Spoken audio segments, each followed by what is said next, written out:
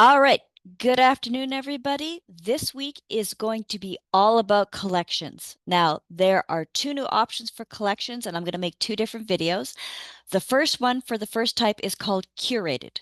Now, this option allows you to manually select and organize the content, including in the collection. Now, what we're going to start doing is I've already got like a page kind of started just so we don't have to like do all the setup type stuff. Of course, you have to log into IWP and get started and make a collections page. And what you can do in the curated page is drag the content to the desired order to reflect in the group. Only articles, documents, events, page and tool content types are available to be added to these collections. All right. So now what's the difference between the two? And we're going to get into it. Of course, first you always have to have your title. So I start with Heather's Collections, your custom slugs.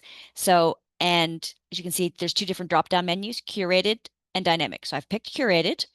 Now we're going to get into this next item again, and it's mandatory lists. Now, excuse me.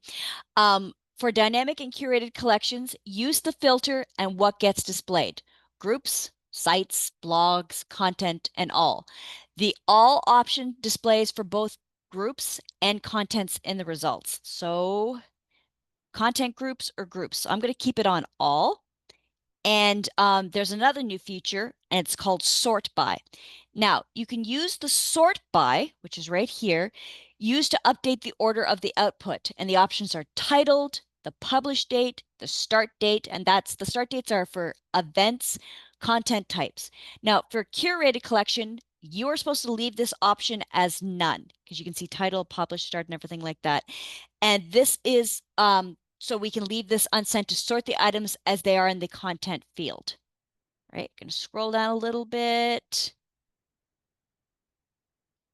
Here we go. And of course, you need your description. And I've just given a basic one. It's a collection page for training. Woo. There's your primary image. Now we're going to get into the actual curated content itself. And this is what you need to do. So on the content and group content sections to add to your collection, you can go into the select entities, and I've already got a couple, but I'm going to show you how this is done.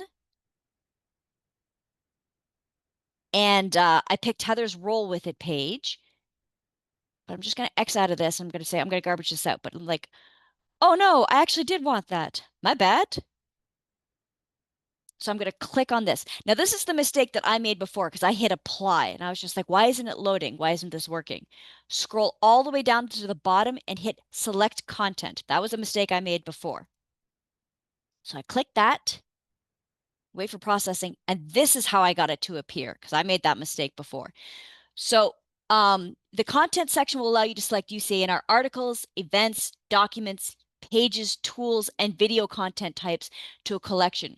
Group content section will allow you to add sites and blogs to a collection. So as I explained, on the dialog box for group content and content search for the desired content, sites, blogs from within the UCANR website, use title, URL alias, or type to narrow down your searches. To search for a content by title or in the title, it will help use quotes, find results due to the volume in the content. So I'm going to go into the group content and select entities. So this is what we were talking about before with the title and UCR alias and everything like that. So what if I was just like, oh, I wanted about UCANR, but I didn't know the title. Say it was like not on this at all. About UC. And hit enter. And there it is right there. So we're going to click this. I'm going to add it. See down here? And now it's added to my group content. Ta-da! Okay, next we move on to the tagging system. Now there's a couple of new things in here that we haven't talked about before. We can get into the tagging system. Hold on 2 seconds. Now, the new ones are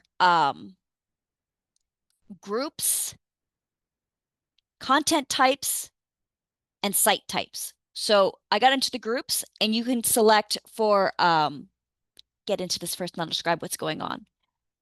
Their limit results to specific groups. For example, only pulling content from your own site. So I'm going to scroll back out of this and I'm going to X this out because this is from my own site for something that I did. So the groups, I had made this from before. Of course, there are two Heathers now who are doing this, so I want to make sure that I get the right one because it's my own stuff. Hit search, and it was Heather's updates. And there's the other Heather has a Heather learning site, so I want to make sure that I get my stuff here. And it was a blog.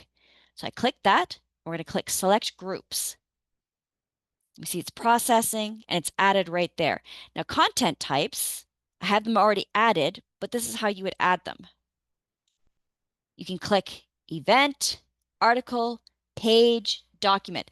And what this does for your content types is it's limit results to specific content types, such as events and things like that. Now you can also do site types. That's brand new too.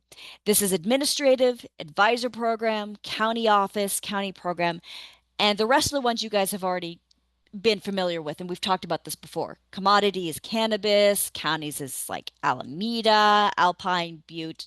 We've gone over that in other videos from before. Site navigation is nothing new. Menu link, Heather's Collections. Description, link to IWP training site. The parent link is the group menu, is the IWP training. And again, your weight always matters. Negative, you're always going to be higher on the page. And more to lower to higher, it's always going to be lower on the page. Just scroll back up and you click on that to hide the side panel menu. And we're going to save it and see what it looks like.